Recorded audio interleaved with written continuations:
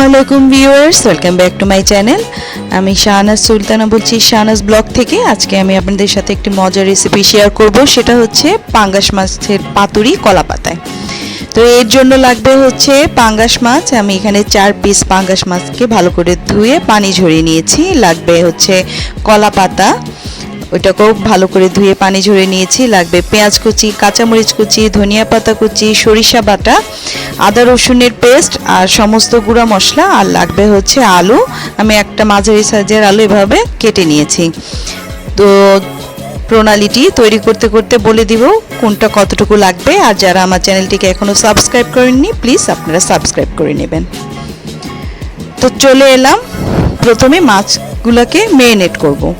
Marination করার জন্য লাগবে হচ্ছে সমস্ত গুঁড়া মশলা, যেগুলো আমি নিয়েছি। এখানে নিয়েছি 2 চা চামচ পরিমাণ মরিচের গুঁড়া, 1.5 চা চামচ পরিমাণ হলুদের গুঁড়া, 1 চা চামচ জিরা গুঁড়া আর হচ্ছে 1 চা চামচ ধনিয়ার গুঁড়া। এখন দিয়ে দিব 1 চা চামচ পরিমাণ আদা রসুনের পেস্ট। তারপরে দিয়ে দিব 2 টেবিল চামচ পরিমাণ সরিষা বাটা। আমি এখানে সাদা সরিষা আর কালো সরিষাকে একটু লবণ আর 2টো কাঁচামরিচ দিয়ে বেটে নিয়েছি, যাতে সরিষা বাটার তেতো ভাবটা না থাকে। আপনারা চাইলে শুধু সাদা সরিষা দিয়েও করতে পারেন, আর কালো সরিষা নিলে অবশ্যই সেটাই নিতে হবে যেটা মধ্যে তেতো ভাবটা নাই, যেটা রান্নায় ব্যবহার করা হয় যে সরিষাটা, সেটা ইউজ করতে হবে। এখন দিয়ে দিব এর ভিতরে 1 কাপ পরিমাণে পেঁয়াজের কুচি। আর পেঁয়াজ কুচিটাকে এভাবে আমি ভালো করে হাত দিয়ে চটকে নরম করে নেব। তারপরে দিয়ে দিব কাঁচামরিচ কুচি। আমি এখানে দিয়েছি 7টার মতো কাঁচামরিচ, আমি পুরো ফেলে দিয়েছি। ঝালটা আসলে আপনাদের টেস্টের উপর ডিপেন্ড করে, যে যেমন ঝাল খান ওরকম বাড়িয়ে কমিয়ে নেবেন। তবে পাতুরিতে ঝাল বেশি হলে খেতে ভালো লাগে। দিয়ে দিব স্বাদ মতো লবণ। এখন এর ভিতরে দিয়ে দিব আমি তেল। আমি এখানে সয়াবিন তেল নিয়েছি, এভাবে হাতে করে মেপে। আর দিয়ে দিব সরিষার তেল। দুটো মিলে প্রায় 1/4 কাপের মতো তেল হবে। এইটা দিয়ে আমি ভালো করে মশলাগুলোর সাথে মাছগুলোকে মাখিয়ে নেব। মাছগুলোকে খুব ভালোভাবে মাখিয়ে নিতে হবে, যাতে সমস্ত মশলার ফ্লেভার মাছগুলোর মধ্যে যায়। এভাবে সুন্দর করে মেখে মাছগুলোকে আমি ম্যারিনেট করার জন্য রেখে দেব 15 মিনিট।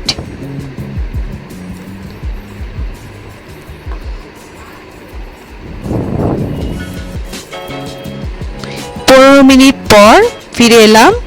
এখন চলে যাব মূল রান্নায়। প্রথমে আমি এরকম একটি চ্যাপটা প্যান নিয়ে নিয়েছি। আপনারা চাইলে রুটি ছেঁকার তাওয়াও ইউজ করতে পারেন। এখন এর মধ্যে আমি কলা পাতা বিছিয়ে নেব। একটু ভারী করে কলা পাতাকে বিছিয়ে নিতে হবে, এভাবে যেভাবে আমি বিছিয়ে দিচ্ছি, লেয়ার করে করে। কারণ প্রথম পর্যায়ে মেইন রান্নাটা হবে, যেহেতু একটু সময় লাগবে রান্না করতে, যাতে তরকারিটি পুড়ে না যায়, এই কারণে কলা পাতার লেয়ারটা একটু ভারী করে দিবেন।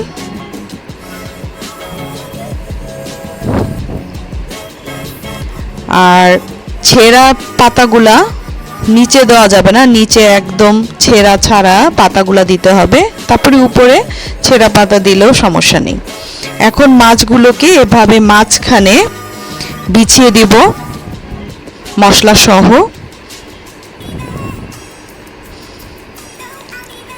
মাছগুলোকে মাঝখানে মিডলে এভাবে বসাতে হবে, আমি যেভাবে আপনাদেরকে দেখিয়ে দিচ্ছি। তারপর বেঁচে থাকা এই মশলার ভিতরে আমি কেটে রাখা আলুগুলোকে নিয়ে ভালো করে চটকে এই মশলার সাথে মাখিয়ে নেব, যাতে আলুগুলা নরম হয়ে যায়। আমি এই পুরো প্রসেসের মধ্যে কোনো পানি ইউজ করব না, এই জন্য ভালো করে এই আলুগুলাকে মাখিয়ে নরম করে নিতে হবে, যাতে আলুর থেকে যে পানি বের হবে আর মাছ থেকে যে পানি বের হবে, এটা দিয়েই পুরো রান্নাটা হয়ে যাবে। মাছগুলো কুক হয়ে যাবে, আলুগুলোও কুক হয়ে যাবে। ভালো করে মাখিয়ে এই আলু কুচিগুলি মশলা সহ মাছের সাইড দিয়ে এবং মাছের মাঝখানে ফাঁকে ফাঁকে বিছিয়ে দেব। খেয়াল রাখবেন মশলাগুলা আর মাছ অবশ্যই যেন মিডলে থাকে, বেশি সাইডে যেন না চলে যায়। তাহলে যখন আপনারা চুলা ধরিয়ে রান্না করতে যাবেন পাতাগুলা কুঁচকে ছোট হয়ে আসবে আর মশলাগুলা তখন প্যানের মধ্যে চলে যাবে।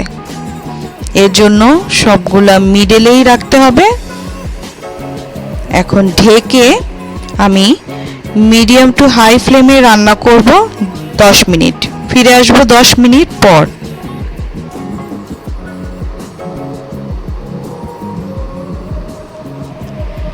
চলে এলাম 10 মিনিট পর।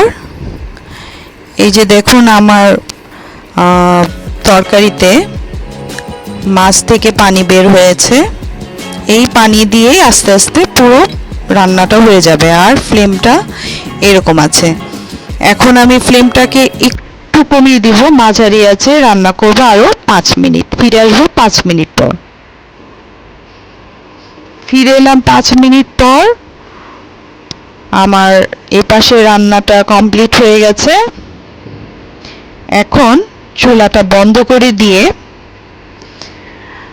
একটা প্লেটে এটাকে নামিয়ে নেব। প্রথমে একটি খুন্তি দিয়ে আগে নিচে একটু আলগা করে নেবেন, দেখবেন এটা মুভ করে কিনা। দেন আপনারা এটা প্লেটে এভাবে জাস্ট হালকা করে ধাক্কা দিলে প্লেটে পাতা সহ তরকারিটা চলে আসবে। এখন ফ্লিপ করে দেওয়ার পালা, উপরের অংশটুকু নিচে দিয়ে দেওয়ার পালা। এখন আমি আবারও কলা পাতাকে এর উপরে দিয়ে দিচ্ছি। এখন বেশি ভারী করে কলা পাতা দেওয়ার দরকার নেই, কারণ এখন রান্না করব শুধু 5 মিনিট লো ফ্লেমে। জাস্ট এই উপরের পাশটা একটু গোল্ডেন ব্রাউন কালার হয়ে যায়। তো এইভাবে পাতা দিয়ে এটাকে ঢেকে নিব প্রথমে।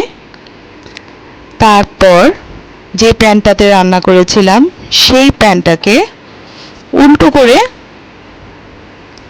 এভাবে বসিয়ে দিব এবং খুব সাবধানে এভাবে ফ্লিপ করে নেব। জাস্ট উল্টো করে নিয়েই হবে। আপনারা একবার ট্রাই করলেই বুঝে যাবেন। এখন উপর থেকে এই পাতাগুলোকে সরিয়ে দেব। একটা একটা করে পাতা উঠাবেন।